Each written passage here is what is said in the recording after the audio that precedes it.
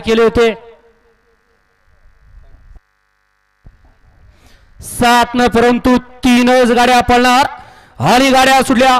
भव्य आणि दिव्य अशा पटरवाडीकरांच्या मैदानातील पहिला गट सुटला आणि पहिल्या गटामध्ये एक गाडी बाद झाली आणि इकडे आता दोघांच्यात लढत चालू आहे.